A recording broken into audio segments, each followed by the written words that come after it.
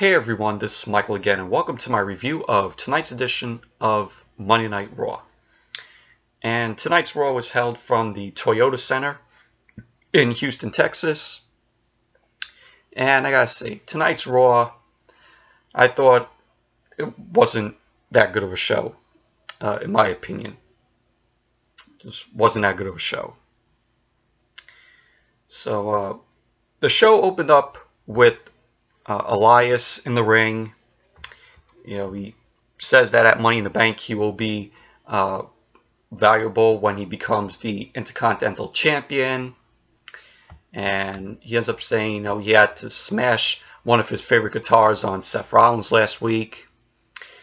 And we just see him, you know, sing about, you know, Seth Rollins, you know, saying that, you know, he has lost his ground and he's fallen down. And you know, Elias even shits on the Rockets, you know, I think the Houston Rockets. And you know, when he was singing about that, you know, he showed clips of what he did to Seth Rollins last week, where he hit Seth with the guitar, and Seth ended up falling off the announce table on the commentary table. So Seth Rollins ends up coming out. You know, he doesn't want to get in the ring, you know, that fast. He goes under the ring. He reaches out for a chair that he gets from underneath the ring. And so Seth gets in the ring. Him and Elias, you know, are circling, you know, seeing who is going to hit, you know, first. You know, either is Elias going to hit Seth with the guitar, or is Seth going to hit Elias with the chair. And so Elias then, you know, strikes first, you know, trying to hit, you know, Seth with the guitar. Seth ends up blocking it, and he hits Elias. And then from out of nowhere, from behind, Jinder Mahal ends up coming out along with Sunil Sin, and just Elias and Jinder were attacking Seth Rollins. Roman Reigns ends up coming out.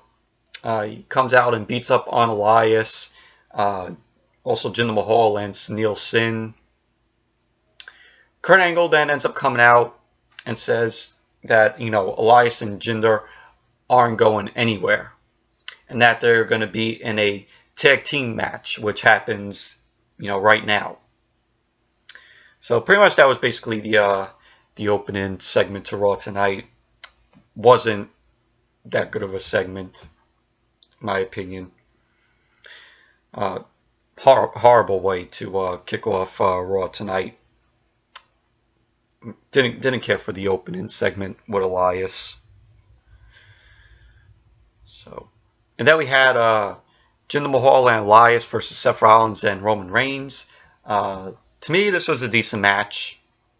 My opinion, was back and forth between Rollins and, you know, Roman Reigns and Jinder Mahal and Elias.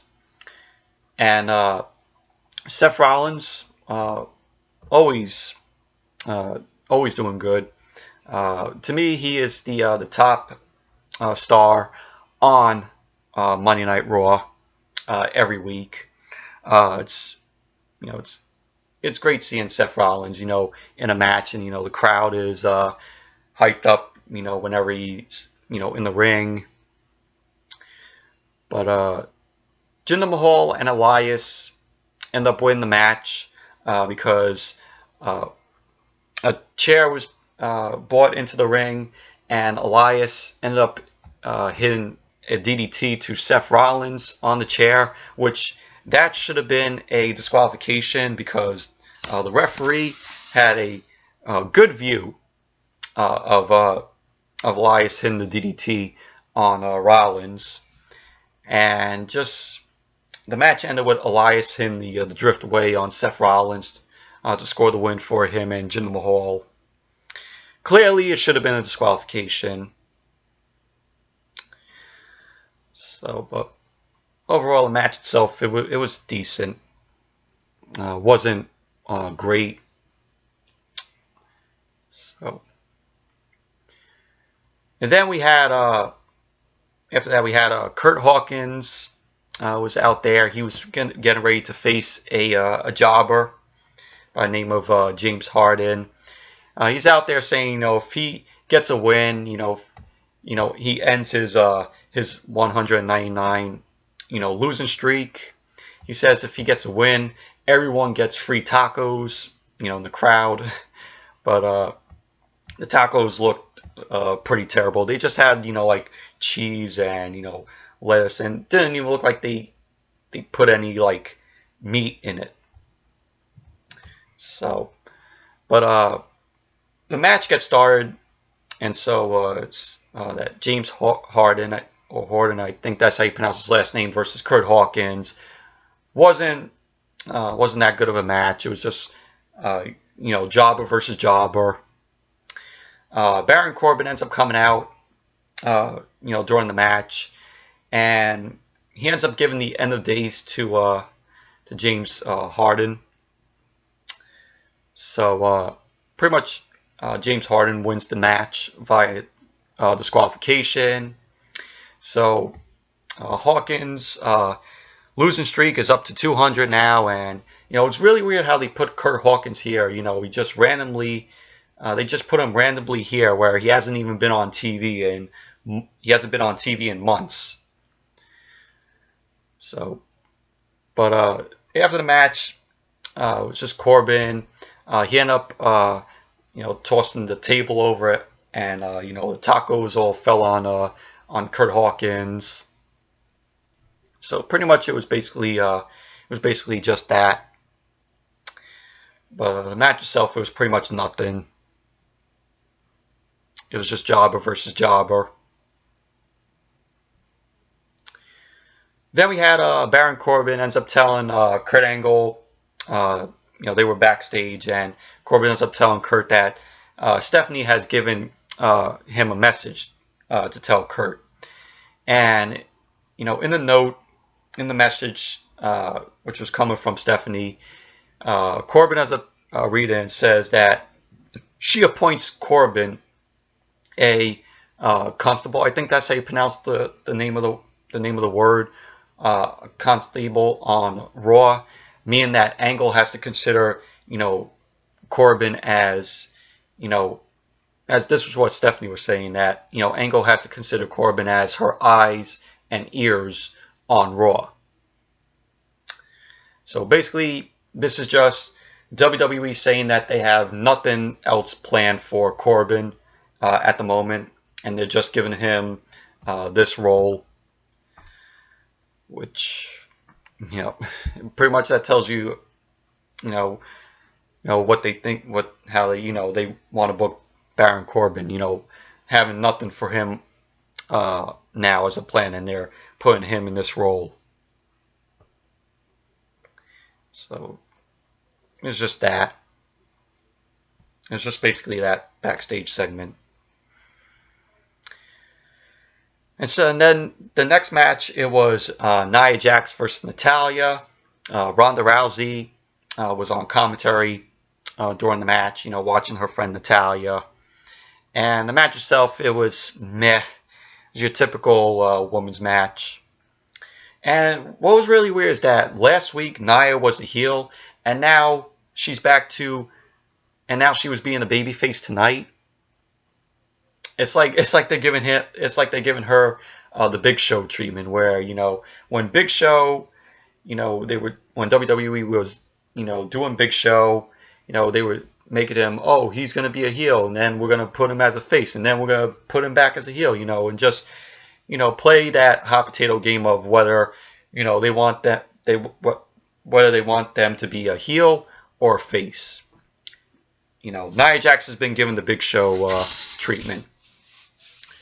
Where they just don't know if they want to make Nia a heel or a face. So yeah, it's the Big Show treatment. But the match itself, it was pretty much a typical women's match. It was a meh match. Natalya ended up injuring her knee. in the match, and then it led to Nia Jax ended up hitting the Samoan drop on Natalya to score the win. And after the match, Ronda Rousey then heads to the ring to check on Natalya. Nia wants to see if Natalya is all right. Ronda ends up telling Nia that she's not, that Ronda's not having it, and she ends up telling Nia to just to leave the ring and go, because she thinks that she might have think that Nia would do something else to Natalya. And so pretty much it was just Ronda Rousey and helping Natalya out, and the ref helping Natalya to the back, and Nia was just in the ring by herself. So, but like I said, the match itself, it was a typical women's match. It was meh match, in my opinion. Then we had Renee Young interview Bobby Roode about heading into the Money in the Bank match. And Bobby Roode says, he's excited to be in it, and he wants to make history. And he goes on to say that when he reaches for the briefcase at Money in the Bank, it's going to be glorious. And he also gets asked, about his match tonight with Braun Strowman. Renee Young asks him about, what he plans to do in the match against Braun Strowman tonight. And so Bobby says, he's got to use every trick, to beat Strowman. And pretty much that was basically the interview. It was a okay interview with Bobby Roode. And next it was the match, Braun Strowman versus Bobby Roode. And this match was okay. It wasn't that great. Not a good match by any means, though. But Strowman was dominating during the match. Just tossing Bobby Roode around, and man, it's sad how what they're doing with Bobby Roode now. He hasn't had a win in like a few weeks. But yeah, can't believe what WWE is doing with Bobby Roode. Turn the guy. They should make him a heel again. Make him that cocky heel that he was in NXT. But yeah, at one point where Bobby Roode went underneath the ring and took out a ladder. It was a huge ladder, and Bobby Roode was telling Strowman, come on, big guy, come on. And so they were outside the ring. They end up running. Braun Strowman ends up chasing Bobby Roode around the ring. Bobby Roode ends up ducking under the ladder. And so, thinking that, Braun Strowman can't get through because the ladder is planted between, the ring and the barricade there. And then we just see Strowman then just use his arms, and he breaks the ladder, which was, without doubt, in my opinion, the best part of the best part of the match. And then he just tossed Bobby Roode into the barricade. Strowman ends up winning with the running power slam on Bobby Roode to score the win. So Braun Strowman ends up winning the match. All the match itself, it was okay. It wasn't great or that good of a match. Then we had Kevin Owens was backstage being interviewed about heading into his match with Finn Balor tonight.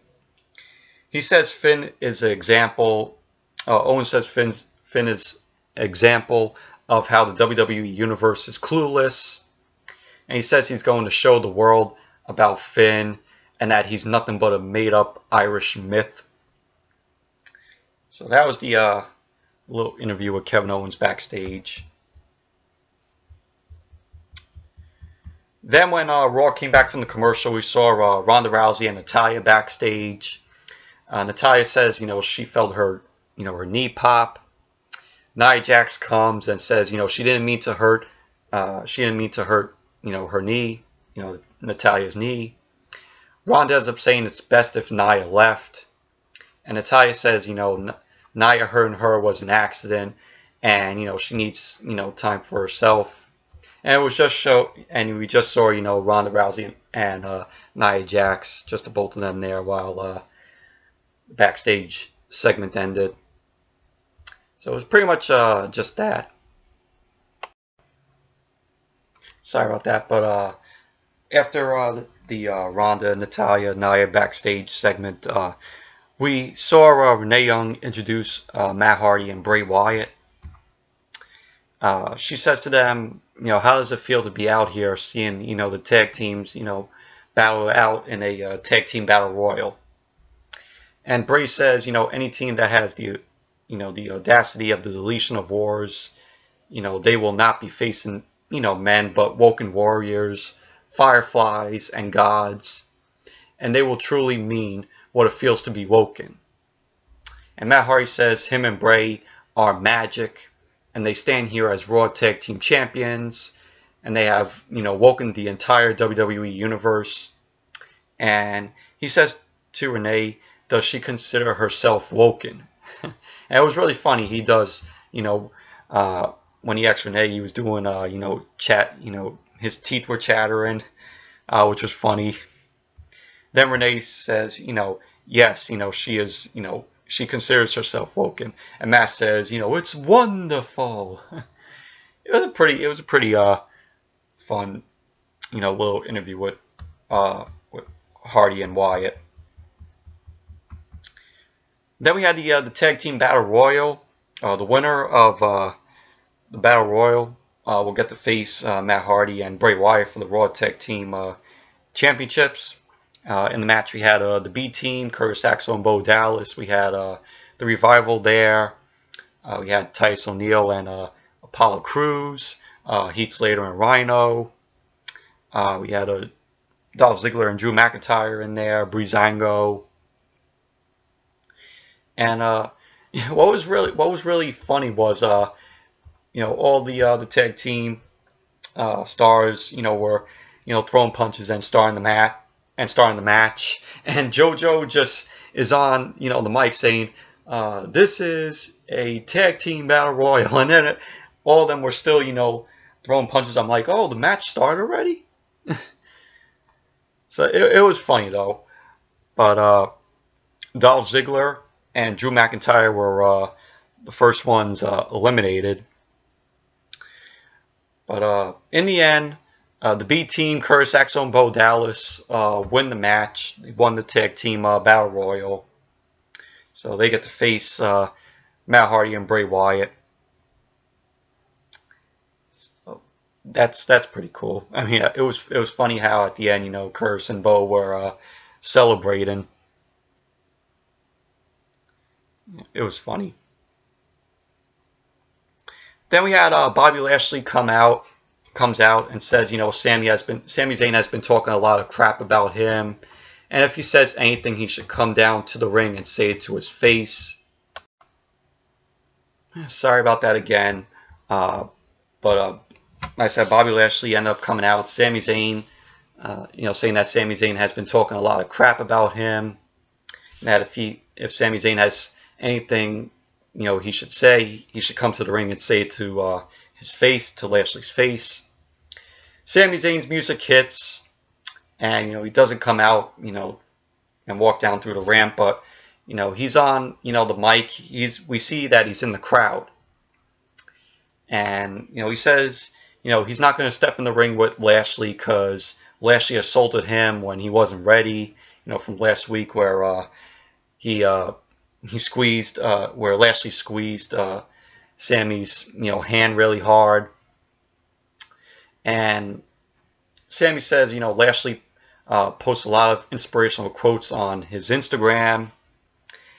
He ends up saying that he thanked Lashley on Instagram in a private message on one of his. Sami Zayn said he had like a million unknown or couldn't find secret secret Instagram accounts,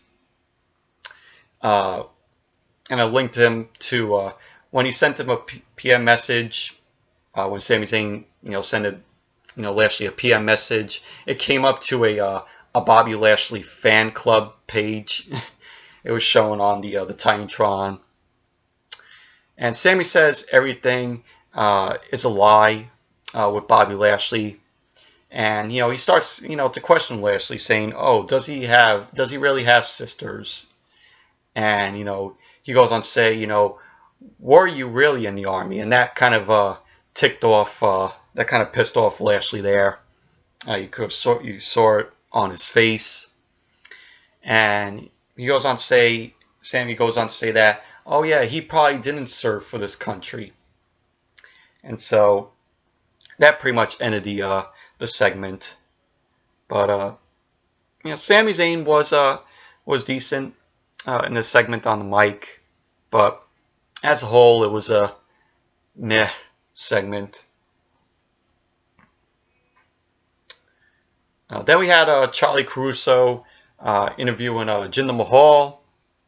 Jinder says, Roman is a jealous man, and that that is why Roman speared Jinder through the wall, when they were overseas, and Jinder's out of the Money in the Bank match, and he says soon Roman will find that a storm is coming. Then Renee Young then interviews Roman about what Jinder had to say, and Roman says Jinder must have forgot what he does here. He goes on to say Jinder has done nothing since coming to Raw, and that that Jinder expects to be handed everything. And Roman says he's coming to shut Jinder up, and so we see Roman end up walking backstage, trying to find Jinder. When he gets where Jinder is, Jinder ends up throwing Sneal Sin into Roman. And then, we just see Roman and Jinder go at it backstage. They also get separated by, officials. So pretty much it was basically that.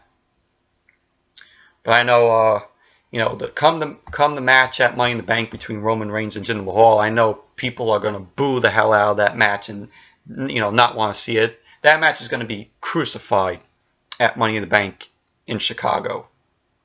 I can tell you that. There's going to be a lot of boring chants. There's going to be a lot of, you both suck chants. I know that's going to happen. That's probably going to happen. Come Money in the Bank in Chicago. I bet the crowd is going to, have those chants. Then the next match, it was a 6-woman tag. The Riott Squad versus Alexa Bliss, Amber Moon, and Sasha Banks.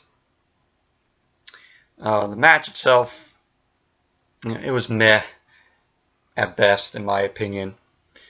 You had Alexa Bliss injure, her leg. She might have pulled something. Like a hamstring, and so it was just down to Amber Moon and Sasha Banks versus the Riott Squad. Then from out of nowhere, in the end, Bayley ends up coming out. She ends up taking out Sarah Logan. Ends up hitting Sarah Logan with the Bayley to belly. Sarah Logan pins Sarah Logan. And so, now they say it's Bayley, Amber, and Sasha won the match. But technically, Bayley wasn't even in the match, or, it was a mess. So, yeah, so pretty much that's basically what happened. It was a meh at best match. Then we had Baron Corbin backstage with Kurt Angle. He says, he says to Curt, is he going to stand for, what just happened? And Angle says, it's not Corbin's business. Corbin then, reminds Curt of his new role from Stephanie, and says, he ends up telling, Curt that nowhere in the WWE rule book does it state that, any superstar can insert themselves in a match. So that's what basically Bayley, did, was insert herself in a match that, she wasn't even in. So, he goes and informs, Curt to tell Bayley, Amber, and Sasha that they didn't win the match. Or, he ends up saying, or else Curt is going to be dealing with Stephanie. So it was basically, just that backstage segment. Then we see Amber Moon, Bayley, and Sasha backstage.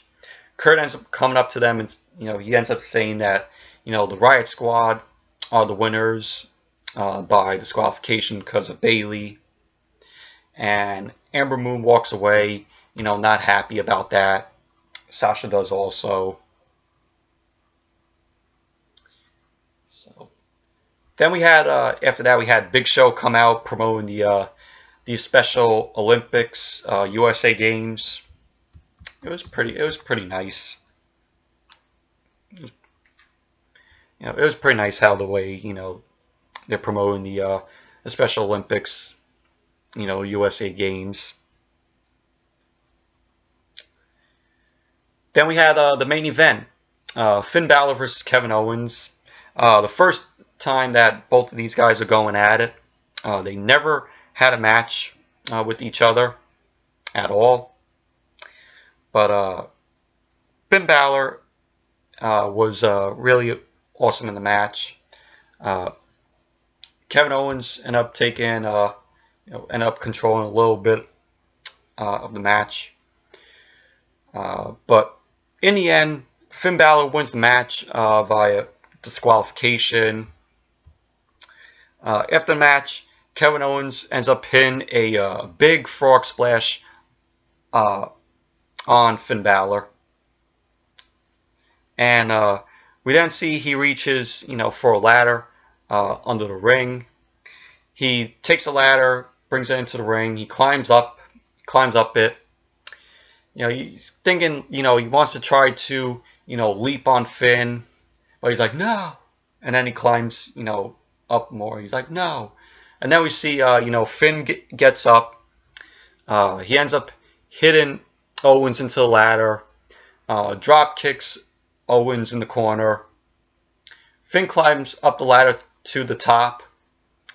Ends up hitting a coup de grace on Owens, which was really cool. Finn climbs back up the ladder, and then he retrieves the Money in the Bank briefcase, and that pretty much ended Raw tonight. So yeah. So anyways, that's it for my review of tonight's edition of Monday Night Raw. Thank you all for watching, and be sure to give this video a thumbs up, comment, subscribe, and stay tuned tomorrow night for my SmackDown review.